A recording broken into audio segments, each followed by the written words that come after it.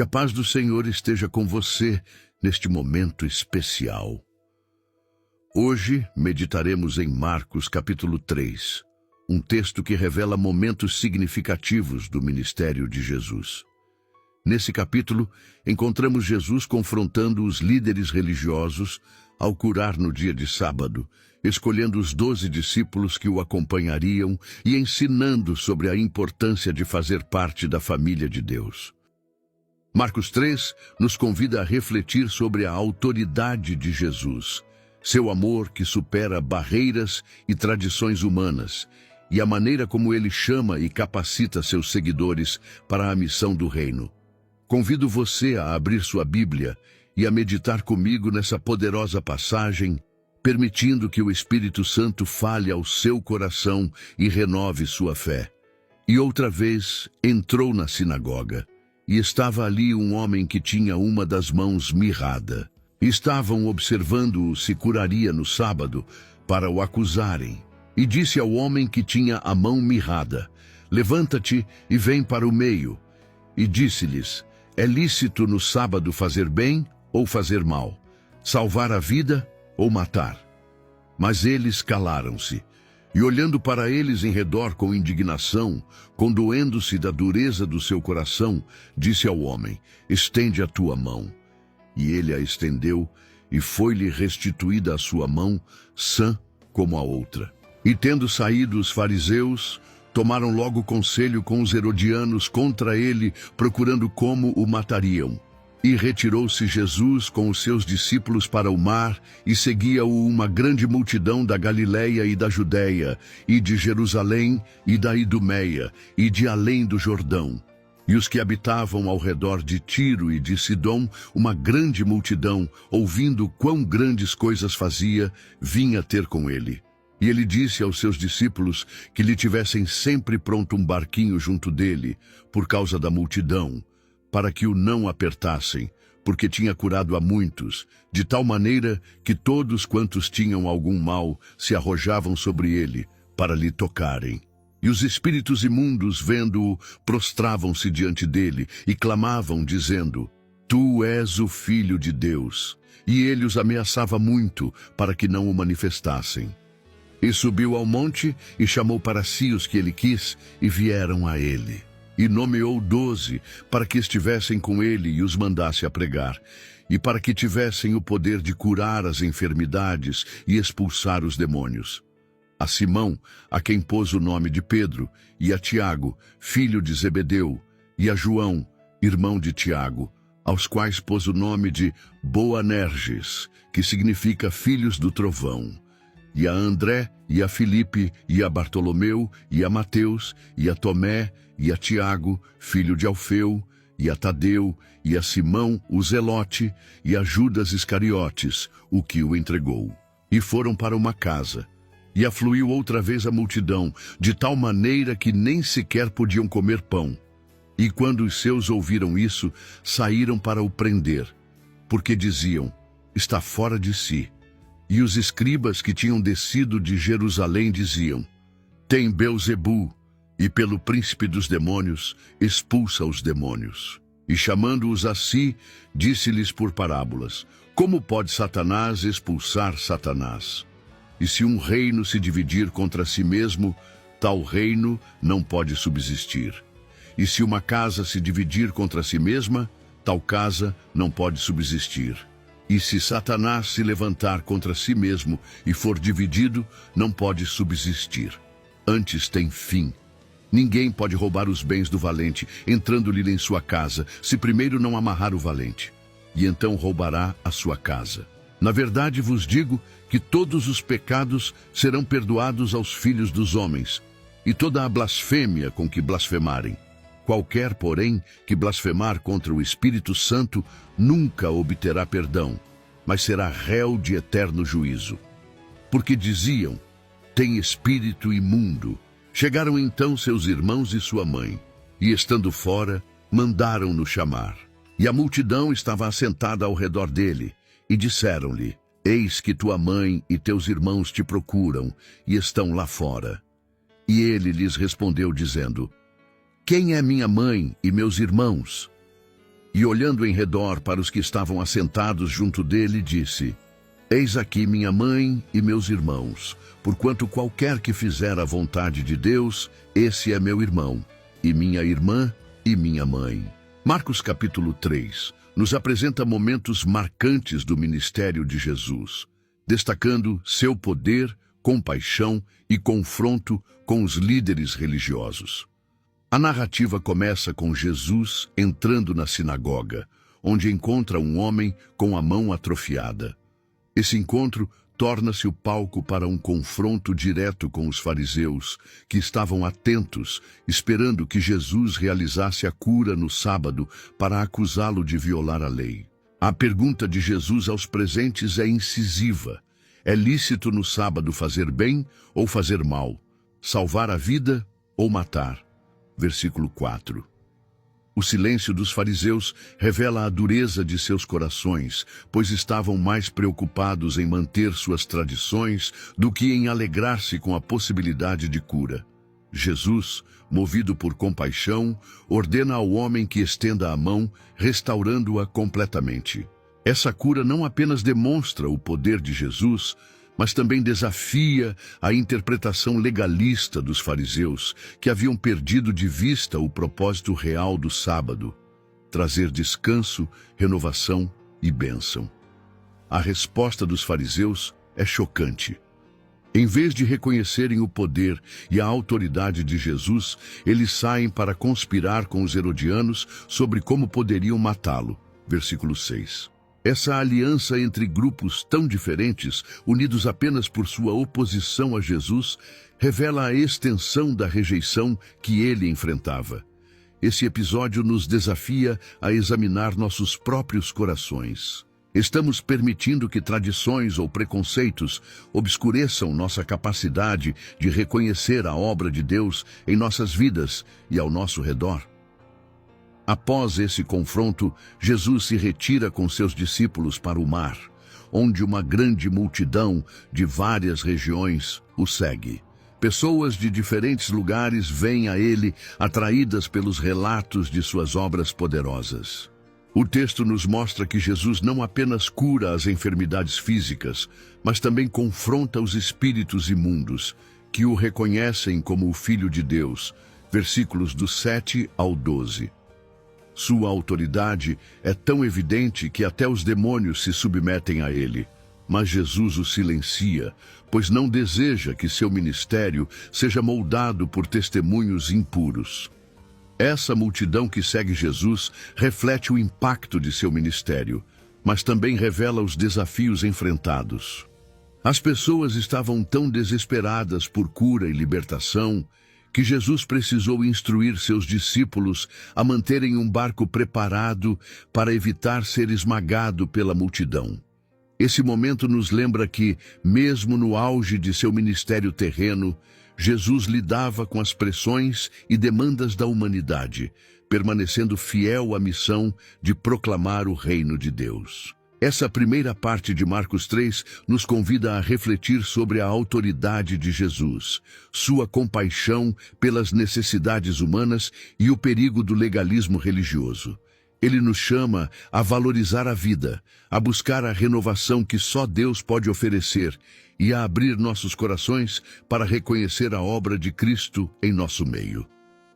A segunda parte de Marcos, capítulo 3, destaca um momento crucial no ministério de Jesus: a escolha dos 12 apóstolos. Esses homens seriam chamados para uma missão específica, tornando-se não apenas discípulos, mas também representantes do reino de Deus. Essa passagem nos revela a sabedoria de Jesus ao preparar aqueles que continuariam sua obra após sua partida. Jesus sobe ao monte, um local frequentemente associado a momentos de oração e comunhão com Deus, e escolhe aqueles que ele desejava. Versículo 13. Esse detalhe nos lembra que o chamado de Deus é soberano e pessoal. Aqueles que Jesus chamou não foram escolhidos por mérito ou posição social, mas pela graça divina. Isso nos desafia a refletir sobre o fato de que Deus nos chama não por causa do que somos, mas pelo que Ele deseja realizar em nossas vidas e por meio de nós. O texto menciona que Jesus nomeou 12 para que estivessem com Ele e os enviasse a pregar, dando-lhes autoridade para curar doenças e expulsar demônios, versículos 14 e 15. Esse chamado inclui 3 aspectos essenciais: comunhão com Jesus, proclamação do reino e manifestação do poder de Deus. Antes de qualquer obra ou missão, estar com Jesus era a prioridade. Essa comunhão diária seria a base para todo o ministério deles, capacitando-os a pregar e a agir com autoridade espiritual. Os 12 apóstolos representam uma diversidade de origens e personalidades. Entre eles estavam Simão, chamado Pedro, que se tornaria uma das figuras mais proeminentes da igreja primitiva. Tiago e João, filhos de Zebedeu, conhecidos como os filhos do trovão, por causa de seu temperamento intenso. Mateus, o coletor de impostos, e Judas Iscariotes, que mais tarde trairia Jesus, versículos do 16 ao 19. Essa diversidade mostra que o reino de Deus é inclusivo e transforma pessoas comuns em instrumentos de sua glória. A escolha dos apóstolos também nos ensina sobre a importância do discipulado. Jesus não apenas os chamou para uma missão específica, mas também investiu tempo em ensiná-los, corrigi-los e moldá-los. Esse processo é um lembrete de que o chamado de Deus exige preparo e compromisso. Ser discípulo de Jesus não é apenas uma questão de seguir, mas de aprender, crescer e ser transformado à imagem de Cristo. Além disso, vemos a autoridade que Jesus concede aos apóstolos. Eles receberam poder para curar doenças e expulsar demônios, demonstrando que o reino de Deus traz libertação e restauração. Essa autoridade não vinha deles mesmos, mas era um reflexo da autoridade de Jesus. O chamado deles não era apenas para proclamar, mas também para manifestar o poder de Deus, confirmando a mensagem do reino por meio de sinais e maravilhas. Esse momento da escolha dos 12 também nos lembra que o chamado de Deus é acompanhado de desafios. Os apóstolos enfrentariam oposição, incompreensão e até traição, como evidenciado pela presença de Judas Iscariotes entre eles. No entanto, o chamado de Deus é sustentado por sua graça e poder. Ao refletirmos sobre essa parte de Marcos 3, somos desafiados a considerar nosso próprio chamado como seguidores de Cristo. Assim como os apóstolos, somos chamados a estar com Jesus, a proclamar o Evangelho e a viver de maneira que manifeste o poder transformador de Deus. Essa passagem nos encoraja a buscar uma comunhão mais profunda com Cristo, permitindo que Ele nos molde e nos capacite para a missão que Ele tem para nós. Na parte final de Marcos capítulo 3, somos apresentados a 2 momentos significativos: o confronto de Jesus com os escribas e sua redefinição do que significa fazer parte da família de Deus. Esses eventos revelam a profundidade de seu ministério, a oposição que ele enfrentava e os valores do reino que ele veio estabelecer. Primeiramente, vemos os escribas, que haviam descido de Jerusalém, acusando Jesus de estar possuído por Beelzebu, dizendo que ele expulsava demônios pelo príncipe dos demônios. Versículo 22. Essa acusação era uma tentativa direta de desacreditar a autoridade de Jesus, atribuindo suas obras a Satanás. Essa oposição demonstra a cegueira espiritual dos líderes religiosos, que, apesar de testemunharem o poder de Deus em ação, recusavam-se a reconhecer Jesus como o Filho de Deus. Jesus responde a essas acusações com sabedoria, expondo a lógica falha dos escribas por meio de parábolas. Ele pergunta: como pode Satanás expulsar Satanás? Se um reino se dividir contra si mesmo, tal reino não pode subsistir. Versículos 23 e 24. Ao usar essa analogia, Jesus demonstra que suas ações de cura e libertação não poderiam vir de Satanás, pois estavam diretamente em oposição ao reino das trevas. Ele afirma que ninguém pode saquear os bens de um homem forte sem primeiro amarrá-lo, indicando que ele veio para derrotar Satanás e libertar os que estavam sob sua escravidão. Versículo 27. Esse trecho também aborda a questão da blasfêmia contra o Espírito Santo, que Jesus descreve como um pecado imperdoável. Versículos do 28 ao 30. A blasfêmia contra o Espírito Santo ocorre quando alguém rejeita deliberadamente a obra de Deus, atribuindo-a ao mal. Esse ensinamento nos adverte sobre o perigo de endurecer o coração contra a verdade e a graça de Deus. É um chamado para que estejamos atentos à obra do Espírito Santo, respondendo com fé e submissão, e não com incredulidade e resistência. A narrativa então muda para um momento mais íntimo, onde a mãe e os irmãos de Jesus chegam e, estando do lado de fora, enviam um recado para chamá-lo. Versículos 31 e 32. Jesus, porém, aproveita a situação para ensinar sobre o verdadeiro significado de fazer parte da família de Deus. Ele olha para aqueles que estavam ao seu redor e declara: "Quem é minha mãe e meus irmãos? Porquanto qualquer que fizer a vontade de Deus, esse é meu irmão e minha irmã e minha mãe." Versículos do 33 ao 35. Essa afirmação não é uma rejeição de sua família terrena, mas uma ampliação do conceito de família. Jesus redefine os laços familiares com base na obediência à vontade de Deus, indicando que a verdadeira família é formada por aqueles que seguem os valores do reino.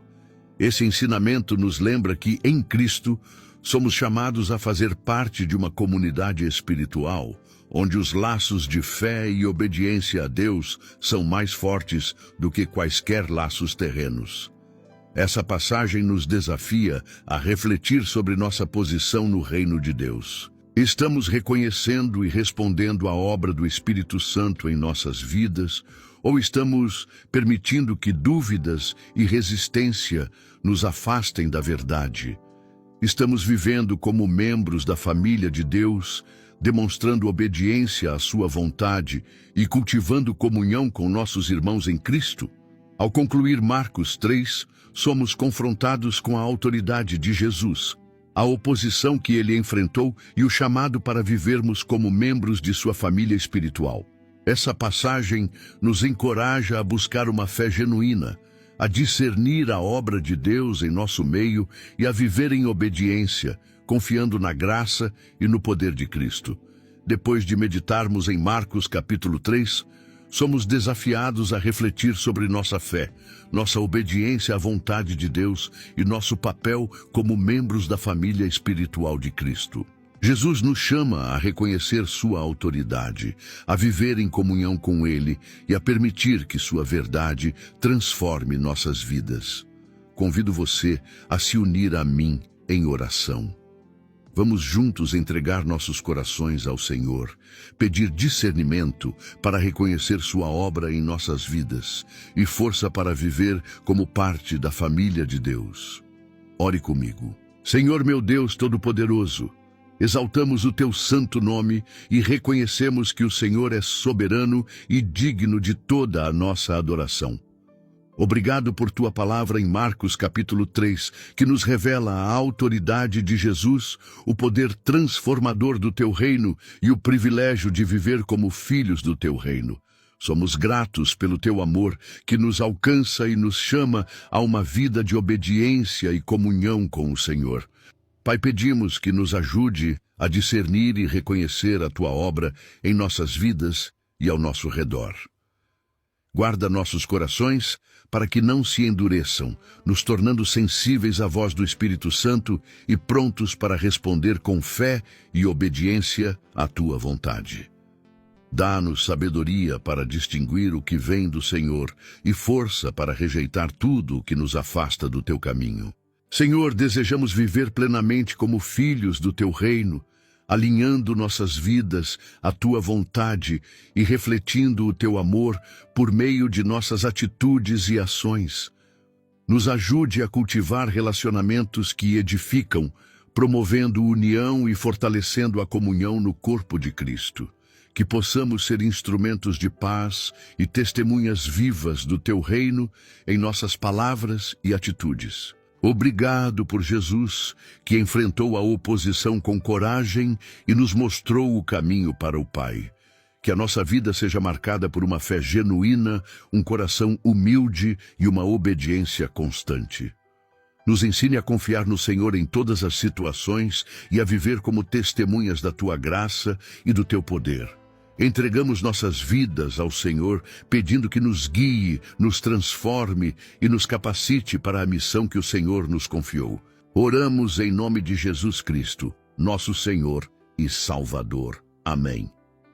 Se esta mensagem tocou o seu coração, compartilhe com alguém que precisa refletir sobre o chamado de Jesus para viver em obediência à vontade de Deus e como parte da família do Reino. Marcos capítulo 3 nos lembra que somos chamados a reconhecer a autoridade de Cristo, viver com fé genuína e refletir o amor de Deus em nossas atitudes. Que esta palavra fortaleça sua confiança no Senhor e inspire você a viver como testemunha do Reino. Caso tenha um pedido de oração ou precise de apoio espiritual, deixe sua mensagem nos comentários ou entre em contato conosco. Estamos aqui para orar por você e caminhar juntos na fé. Que o Senhor abençoe sua vida, renove sua força e encha seu coração de paz e alegria em Cristo. Amém.